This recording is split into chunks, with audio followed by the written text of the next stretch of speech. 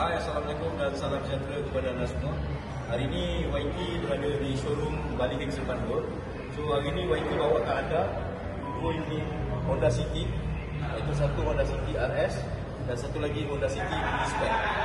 So dari segi harga, kedua pun sangat berbeza. Maknanya yang ini 99,900 dan yang V-Spec harga 94,900.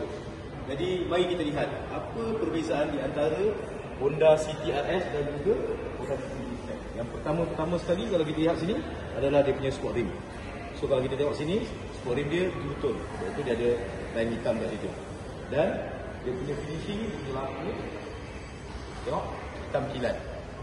Okey. Dan dia ada diseluti dengan apa nama ni, carbon fiber. Dan yang paling best sekali adalah dia ada dalam RS. Nampak? Okey. So, mari sini bagi tunjukkan lagi perbezaan dia yang paling utara tadi adalah dia punya side mirror. So, side mirror dia berwarna hitam kilat. Tengok. Dan juga dia ada side skirting. Okey. Okey, kalau kita tengok dalaman dia pula. Kalau kita tengok sini dalaman dia. Okey. Kita tengok sini leather seat dia. Okey, leather seat dia ada jahitan warna merah. Dan juga dia ada sport pedal. Okey. So, mari kita tengok di belah belakang dia.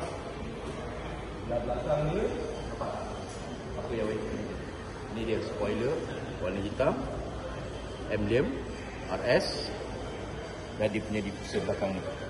Seperti dengan carbon fiber.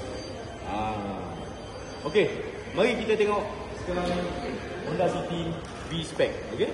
So sekarang ni kalau V-Spec yang kita tengok dekat sebelah tepi sini pun kita boleh lihat iaitu dia punya sport rim. Sport rim dia okey, silver dan dia punya door handle chrome. Okey. So dalaman dia pula, tengok dalaman dia. Okey, dalaman dia. Kalau tengok sini leather seat dia. Okey.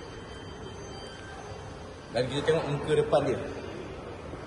Muka depan dia dia bersih dengan chrome sini. Dan juga grill dia pun berbeza. Grill dia berbeza. Okey, mari kita tengok ke belakang. Okey, belakang.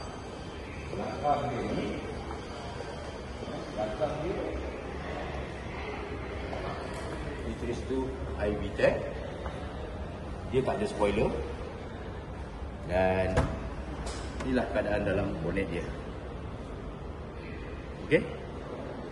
Jadi kepada sesiapa yang berminat untuk memiliki ataupun membeli Honda City, bolehlah call YT atau DM YT di 0162495204. Dan untuk bulan ni kita ada promosi sebanyak RM8,000 daripada Honda Malaysia. So, Assalamualaikum dan salam sejahtera. Jumpa lagi. Jangan lupa DM YT. Bye.